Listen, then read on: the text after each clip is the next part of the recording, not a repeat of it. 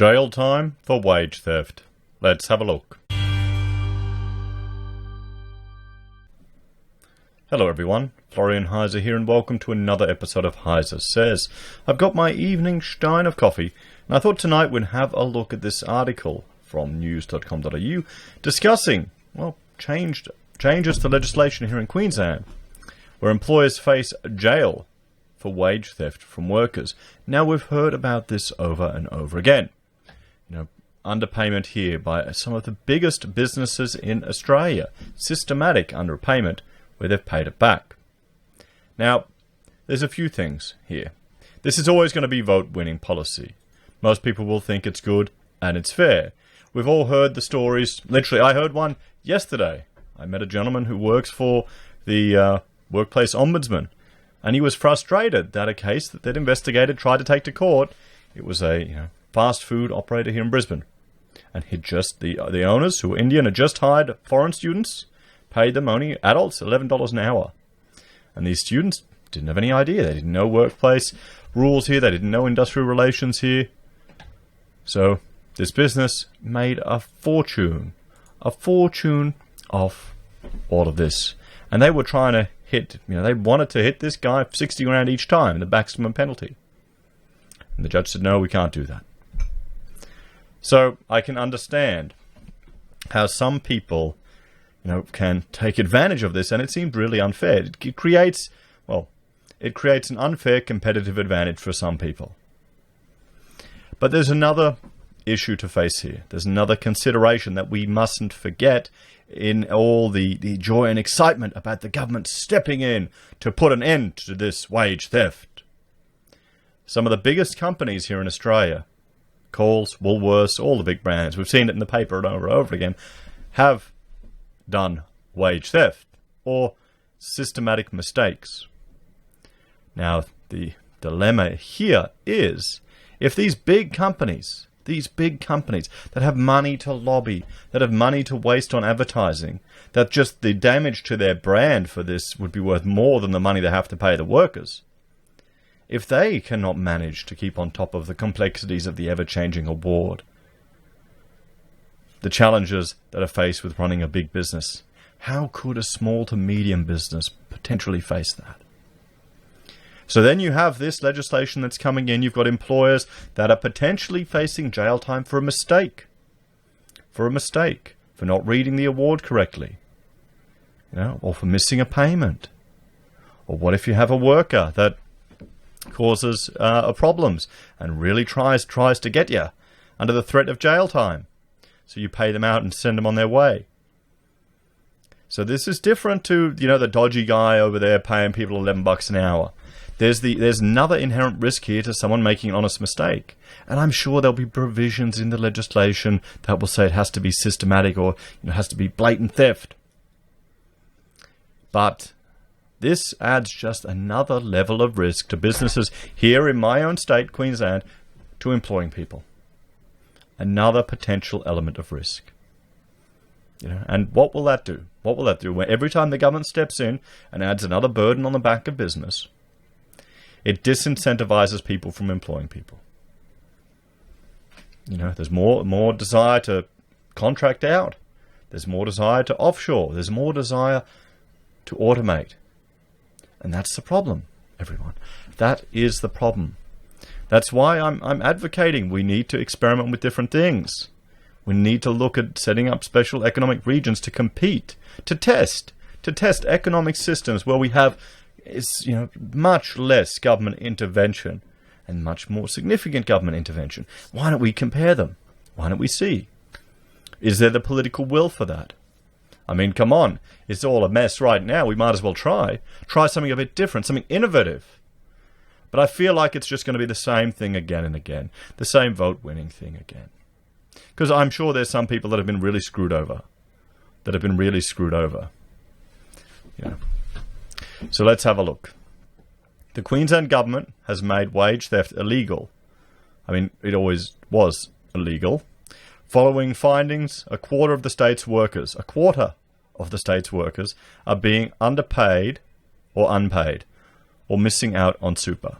So what does that tell us? If a quarter of the people of the workers are missing out on getting paid, are getting underpaid, or they're missing out on their super. What does that tell you? Everyone's a shonky bastard?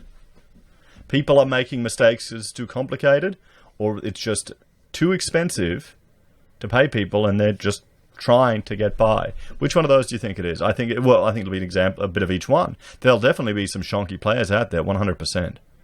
And the thing is, this won't stop them. This won't stop those shonky actors. They'll find ways around it. That's what they're doing. They're chonky actors. But it's going to disincentivize other businesses from taking on workers. 1 in 4 Queenslanders are missing out on part of their wage, prompting a landmark push to criminalise wage theft amid the global recession caused by the pandemic. More than $1.2 billion is siphoned out of Queensland workers' pay packets each year in unpaid or underpaid wages, and around $1.1 billion in superannuation underpayment, a parliamentary inquiry has found. And I had friends that were working at places for a year and they didn't get their superannuation. They didn't realise it. It said on their pay slip that they got it, but how often do you log in and check your super? How often do you get your statements? Maybe once a year? This is why I told my employees, I said, one of the advantage of having it in, tied to your bank or something you check all the time is that you can see it right away and you'll know that you're getting paid. There's the risk.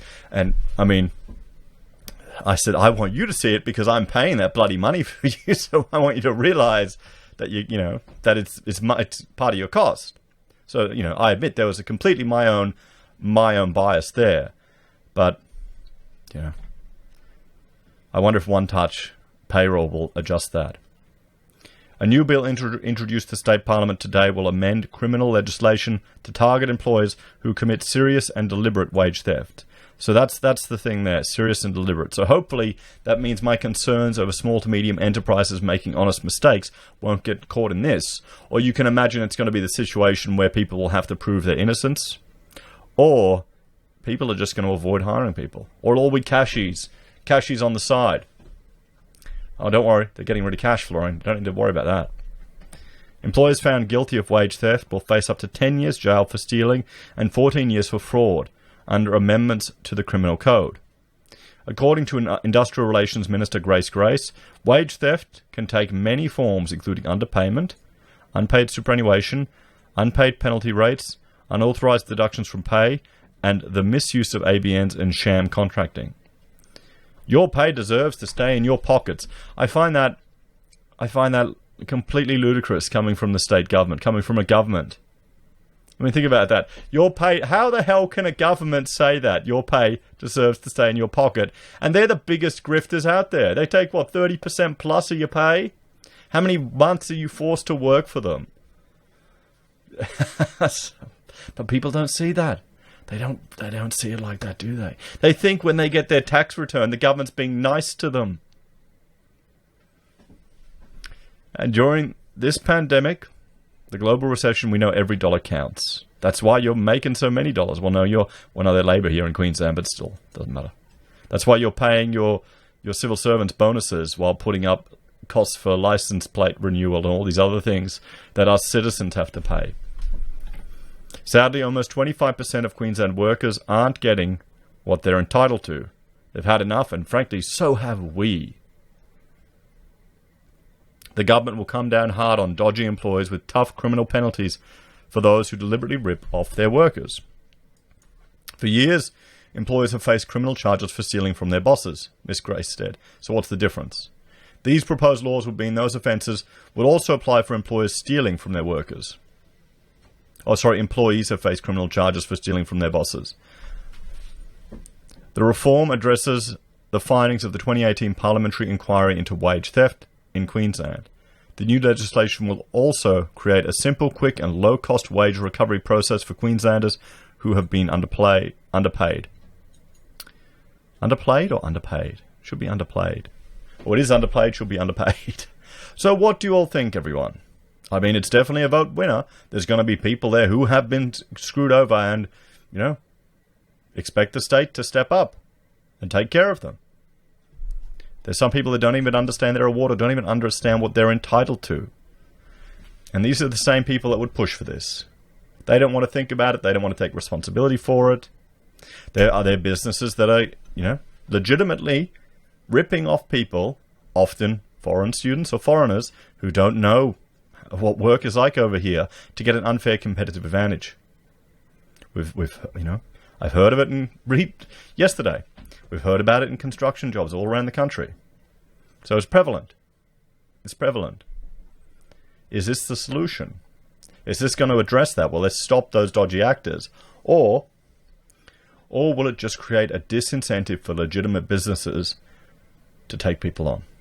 If every person you take on is another potential risk all the time. What do you think, guys? Let me know your opinion. You think it's a good move? Will it work? Or do you think we need to look at something else? As always, thanks for watching. Please like, share, and subscribe to the channel. Let me know your thoughts and opinions in the comments below. Have you ever been dodged? It'd be good if we could get this for dodgy clients too. That'd be great. Oh wait, we do. QCAT and ASIC, and they don't do anything. Anyway, guys, thanks for watching. Let me know your thoughts and opinions and your experiences in the comments below. Please like, share, and subscribe to the channel. If you're a fan and want to support the content I create here, there are a few ways you can. You can join us on YouTube or Patreon. You can support us using our affiliate links at Amazon, eBay, Independent Reserve, or Kucoin. You can buy our merch from HeiseSays, use Gold Pass from the Perth Mint, or support us via PayPal. Take care. I'll see you next time.